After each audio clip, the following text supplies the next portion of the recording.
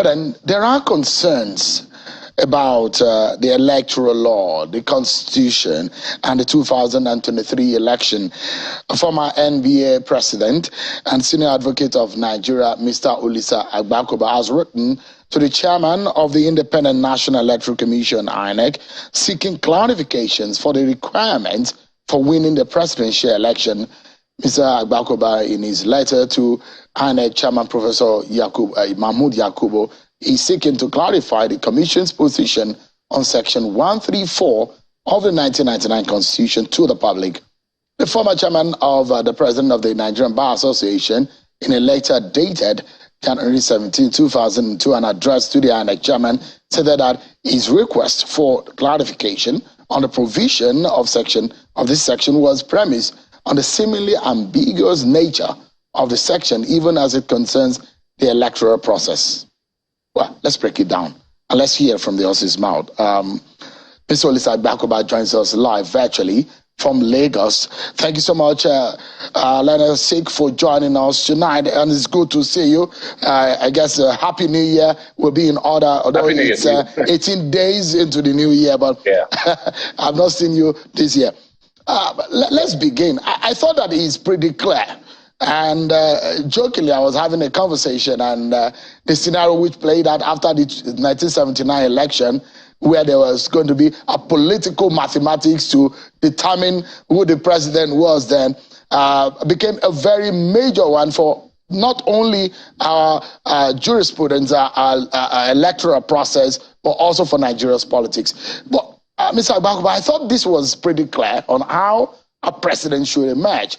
But for you, a senior lawyer, to be writing to INEC for clarification, then something must be wrong.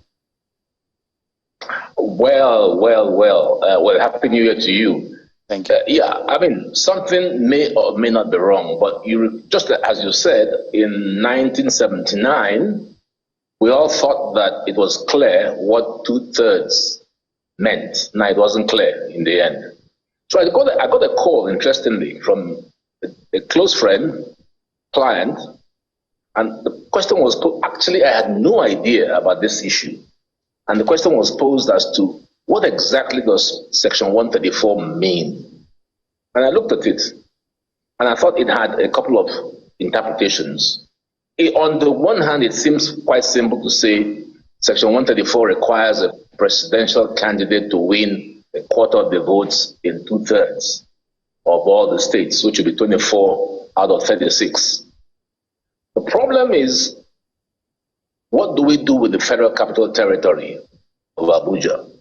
So in law, we have an interpretation process, which means you can interpret Section 134 conjunctively, which means you include the Federal Capital Territory in the 24 states. So if you won 24 states without winning Federal Capital Territory, you are through. The other interpretation is disjunctive, which means that in addition to winning 24 states, you need to win Abuja.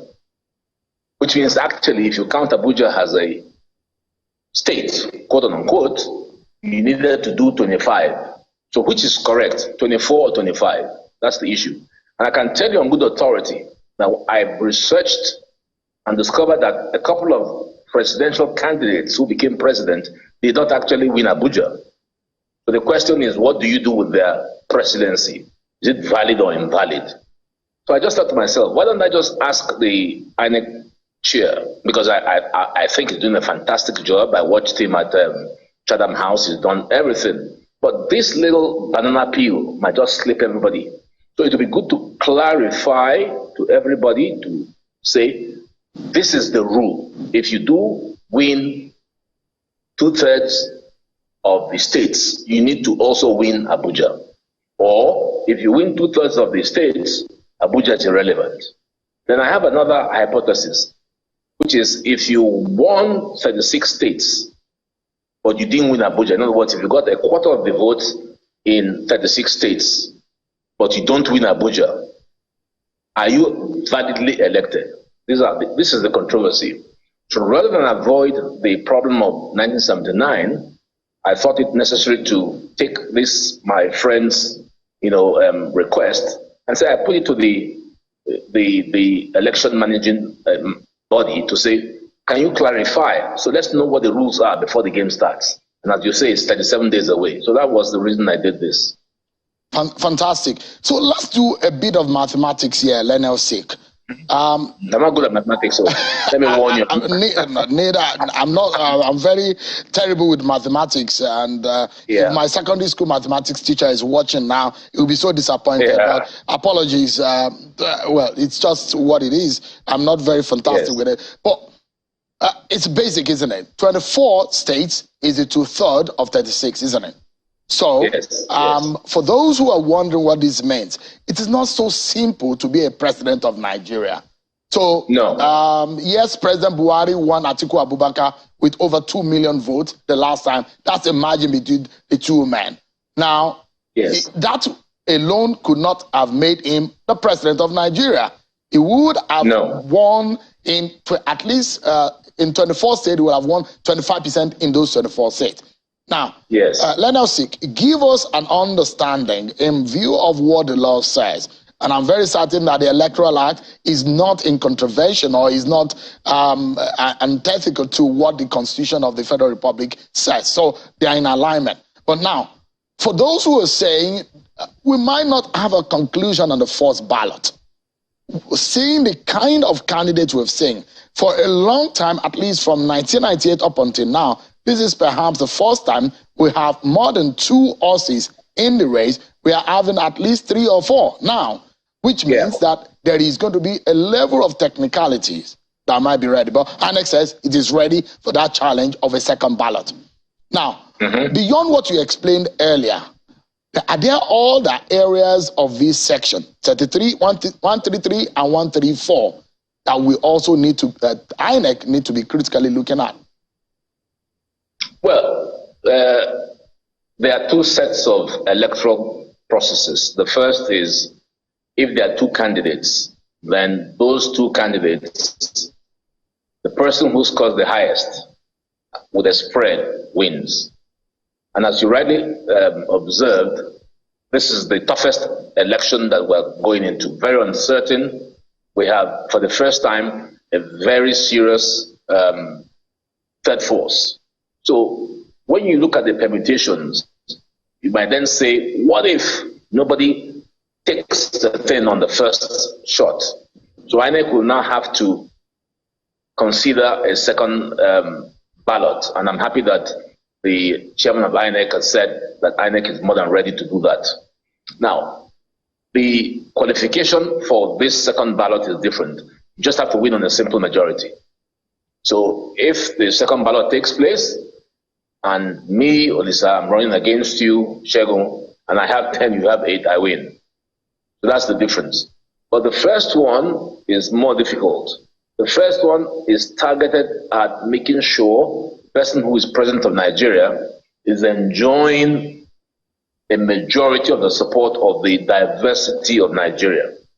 If you looked at the list that INEC released concerning the voting numbers, I mean, I could actually look at taking Lagos and the Northwest and a couple of other states, and I can win. But the Constitution says no. We don't want a president who, even though he has a majority from 3 or 4 states, we won't declare him president because he doesn't represent Nigeria. So that's the difference between the first set of criteria and the second. So the first one speaks about spread. The second runoff speaks about simple majority or numbers. So that's the difference. So, I mean, invariably, it is the section 134 subsection 1B that talks about, it says, and I quote here, that after the premise is on winning the simple majority. Now it now says he has not less than 1/4 of the votes cast at the election in each of at least 2/3 of all the states in the federation and the Federal Capital Territory. Does this imply that instead of doing the mathematics of 36, we should actually be doing 37? Because it says end. That means that the state end the FCT. That's what the purpose of my letter is. So I want to know, if I win, if I was running and I won a quarter of the votes in 36, not even 24, in all 36 states, but I failed to win a quarter of the votes in the FCT, would I be declared president? I've taken 36 states, or in fact, 36 states, I take 100% of the votes. So that's more than a quarter. But I do not make 1/4 in Abuja. Would I be declared president? My view is no. But because of the confusion and the way that the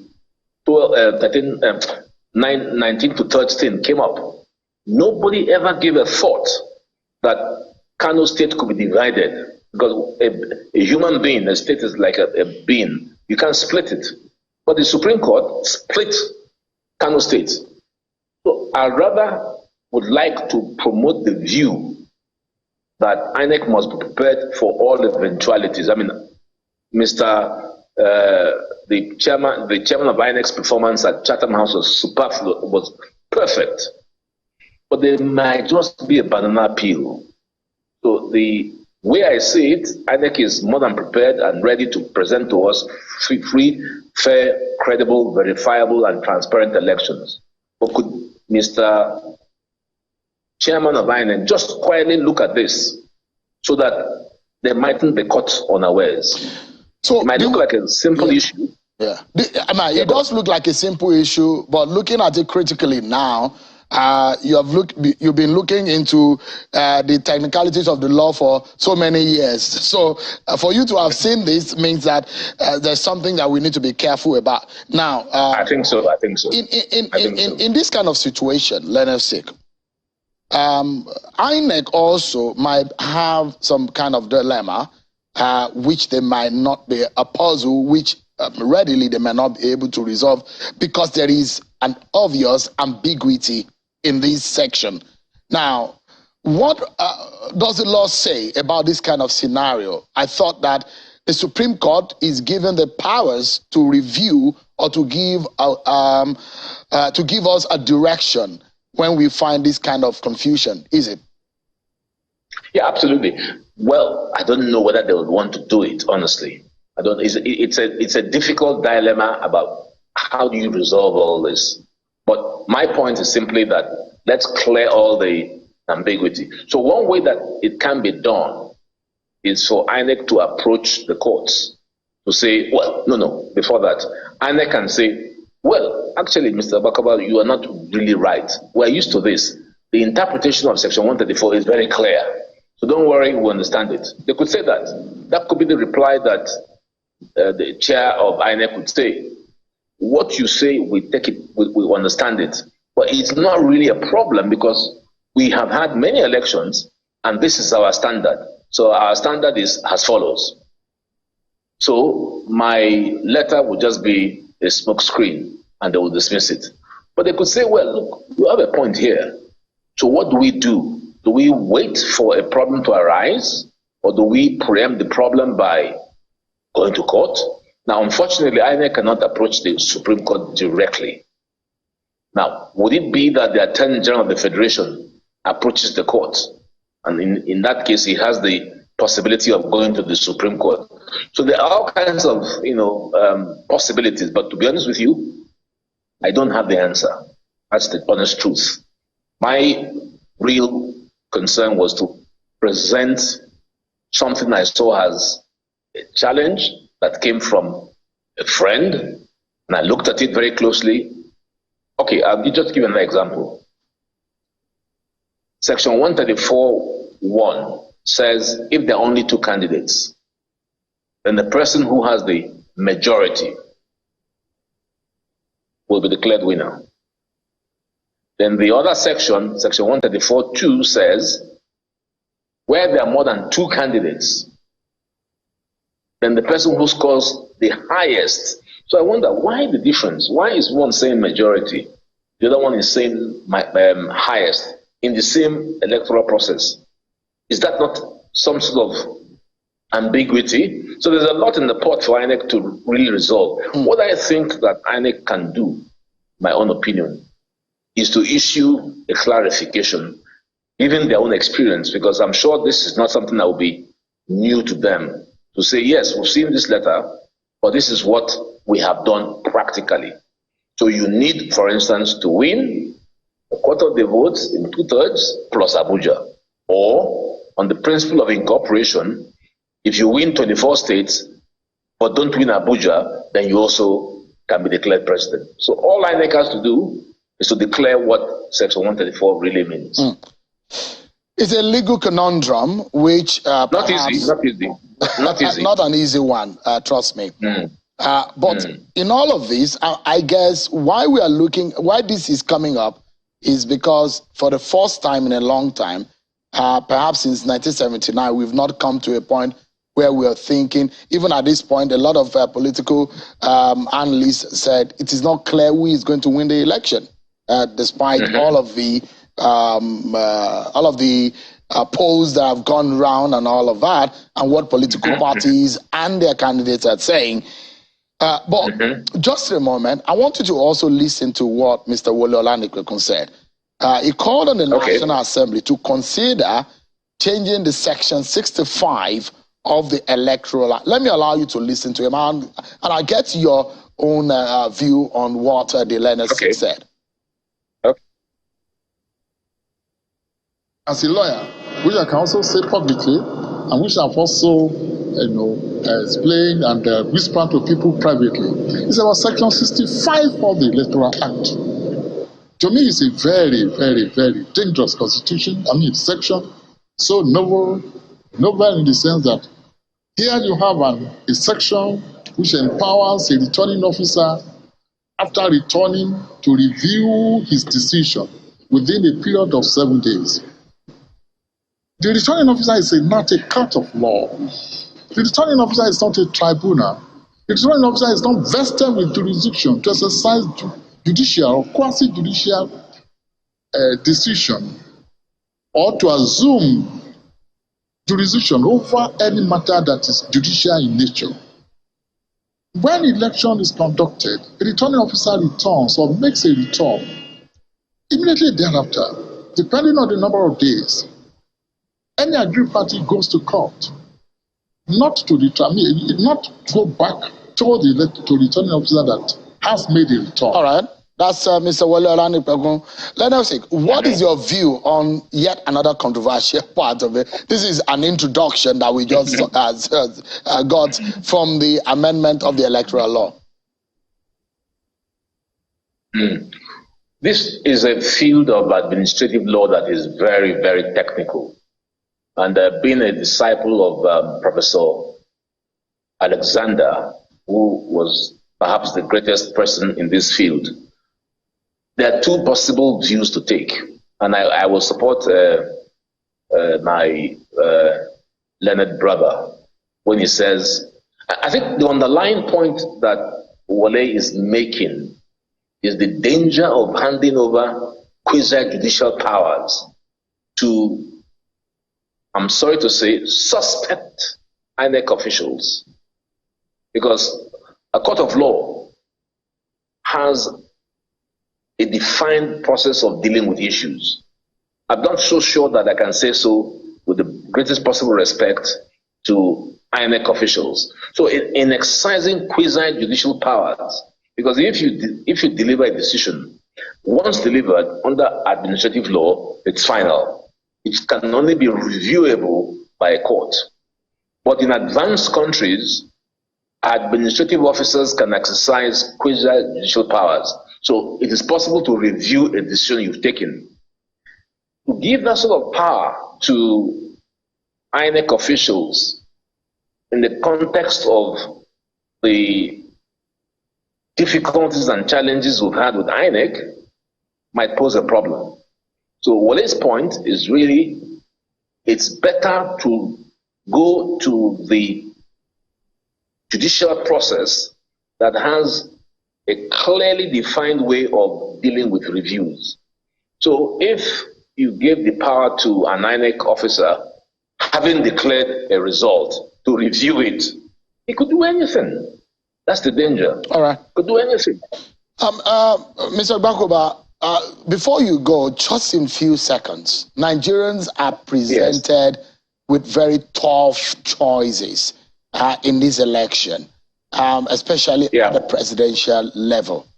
If you, you're speaking with millions of them tonight via this platform. What can you tell them tonight that might help them to make that decision for a greater Nigeria? Yeah, you should look for a president who is giving you, first of all, hope, who promises that he will unite the country that has been quite disunited, who promises to pick up on the economy, which is a big issue, who also is very clear about the nature of the insecurity we suffer, who will deal with unemployment. These are what I call the big issues. A president who will give you hope, who will turn around the problems Nigeria faces. Unemployment, the youth are, on the streets, no jobs, no hope. That is the sort of person that I would hope, people would vote for. Well, thank you so much for that insight tonight, Mr. Olisa Agbakoba, a former president of the Nigerian Bar Association and senior advocate of Nigeria. I guess this is a lot for not only lawyers and INEC to ponder on, but also for Nigerians also to think about. Is there a need for, especially the National Assembly, to think out with this part of the law so we don't find ourselves in a very troubled water ahead of the election? Thank you so much indeed for your time tonight. Thank you very much. Appreciate it. Thank you.